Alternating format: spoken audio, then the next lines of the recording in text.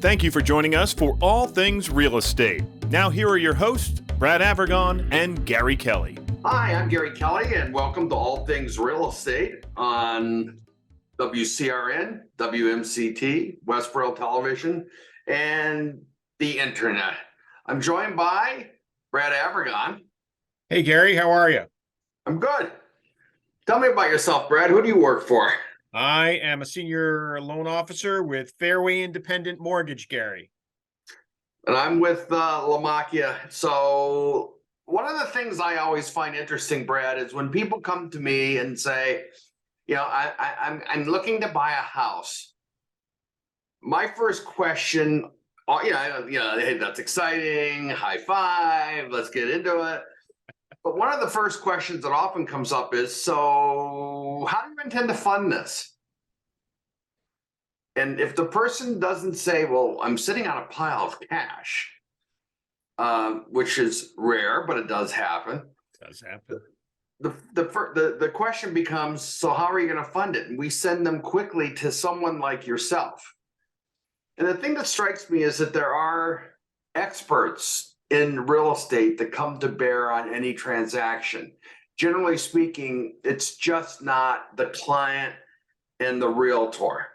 It's the client, it's the realtor, it's the loan officer, it's the bank, the legal professional, because in this state we need to have lawyers involved.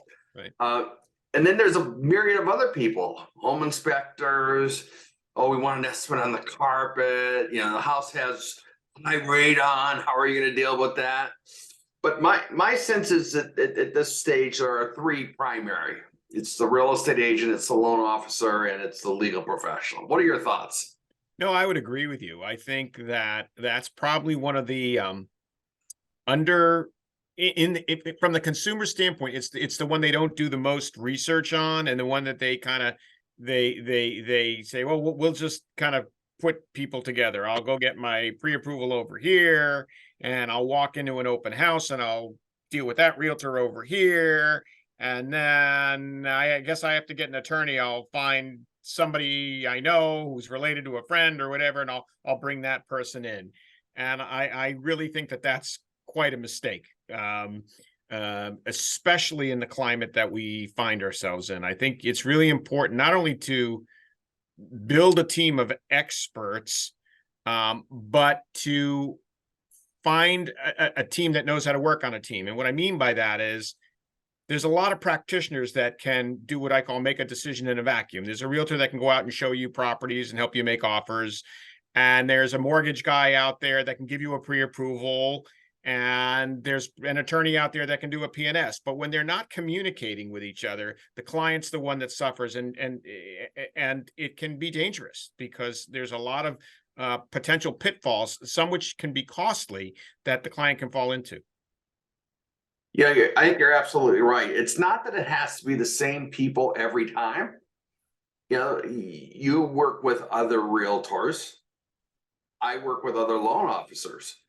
But if you've got that unknown factor, someone comes up and says, hey, I've got this friend that his name is Jack and he's done closings before. Can we use Jack for the legal stuff? Obviously the buyer has the ultimate decision on who they get to use for legal. Although I will tell you that credit unions often influence that with their own people. Right.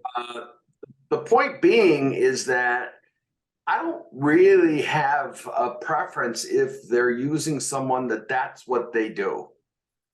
And what I mean by that is if the real estate component, if the lawyer that's doing the real estate work is someone who does real estate all the time, I'm going to say full time, I'm actually okay with that. But if it's someone that does real estate, every couple of months they might have a transaction, they're really a general practitioner or a more business oriented lawyer, I think that you lose something by not having someone that knows the local customs and how to go about solving problems in the real estate space. I would agree. I mean, case in point, you know, here we are in Worcester County, and if you're purchasing in a town that's contiguous to Worcester proper, one of the local customs, and I don't know that you'll ever see it in print anywhere, but one of the local customs is that the seller pays for the title exam. And the title exam can be, you know, anywhere from $300 to $500, and that's a significant savings for the buyer. If you choose an attorney that even may be a conveyancer, but they're not a conveyancer in Worcester County, you know, maybe they just do Boston, and they haven't closed a lot of deals out here, and they're not familiar with that. And it's not all of Worcester County, by the way. It's only the towns that directly abut Worcester for the most part. If they're not familiar with that custom, again, the buyer doesn't get that best level of service. You know who, this is a little off the target, but you know who actually has that list? Who's that? David Jaime. David Jaime is an excellent attorney with Lieberman Law. And every once in a while, when he's representing one of our clients, he needs to educate someone in what the customs are. And he's got a copy of a really old document that has been around for many years. It says, okay, here's the customs in Worcester County, and we have to abide by them. And it's like, geez, David, I'm pretty happy you have that. It's not something you Google, right? Right. And he does, and he uses it as he sees fit. And that's the benefit of having an excellent attorney in the local marketplace. And David is an excellent attorney, and you're absolutely right. And a lot of times, you know, you're especially on the selling side, you know, you don't know who that seller is going to pick for an attorney. It may be their family attorney who did their estate plan. It may be their a relative who does maybe litigation or other types of law. But because he's, you know, connected to the family, they say, oh yeah, I can represent you. I can, you know, pull up a purchase and sale form and draft it and do that. And again, there's a lot of things that have to happen on both the buyer side, the lender side, and the seller side to get a property ready to be sold and conveyed. You know, it's funny. We're representing the sellers on a property. It happens to be in Westboro, and we accepted an offer. And as a part of our accepting the offer, we said, oh, by the way, David Jaime is going to do the legal. We'd already talked to the sellers about that. They had some conversations with David leading up to accepting the offer. Turns out that the buyer's agent didn't let their buyer know immediately that David was the guy, and the buyer called in and was on the phone with David Jaime representing them. And you know, it took a couple of moments, and then David figured out, well, we can't do this. Like, I can't represent both sides.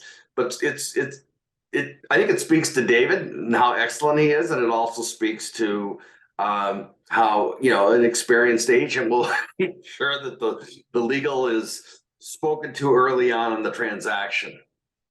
Yeah. So, go ahead. I'm sorry. No, you go ahead. So, and I think it's, you know, and this is true with David, as well as a lot of the other conveyancing attorneys that we work with. I think not only that there's the mechanics of how to do a transaction, but there's also that, as I talked about earlier, that communication and that desire, you know, of teamwork and being able to keep the deal together.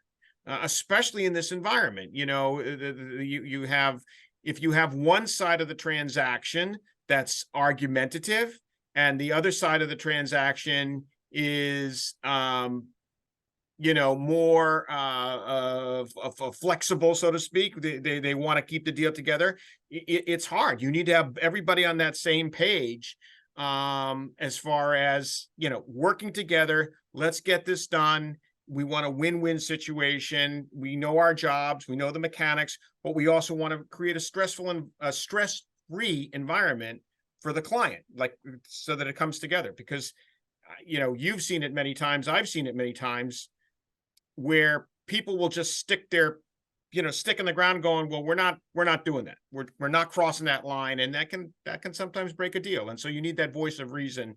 And that's where that whole working as a team comes together. I think having the That's exactly right. We don't want people that, an attorney, just to beat on that one some more, that likes to find things and then doesn't like to solve whatever they find.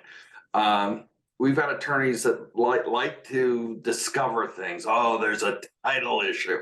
Yeah, okay, it's a title issue. A mortgage that hasn't been closed yet. It's been paid off years ago. There's a process to solve that. It's pretty straightforward. Shouldn't be a big deal, but they just make it just such a big deal. And then you've got the buyers there saying, "Oh my God, is this going to happen? Do I need to stay longer where I am?" That kind of stuff. And it's like, no. The attorneys that like to find stuff and pump them up into, helium size balloons, yeah, it's just not fun, because when they burst, it's like the Hindenburg, a lot of flames everywhere, and then it crashes, and there's no need for that. Right. I would agree. So, Brad, at the risk of cutting off the conversation too early, we should talk about how to find you, and then we'll run into a break. Okay. So the best way to reach me, Gary, is via my cell phone, which is 978-375-5531, or you can email me at brad@bradavergon.com. And Gary, how do they reach you? I'm Gary Kelly, and I am at 508-733-6005, or Gary@movewithgary.com. I'm in the Northborough office of Lamakia, and you can call, click, or stop by, as they like to say. So the first segment of the show has been sponsored by David Jaime, partner with Lieberman Law. We will, and that's a joke. We will take a break, and then we will come back and continue the conversation. See you on the flip side. Stay tuned. More All Things Real Estate coming right up.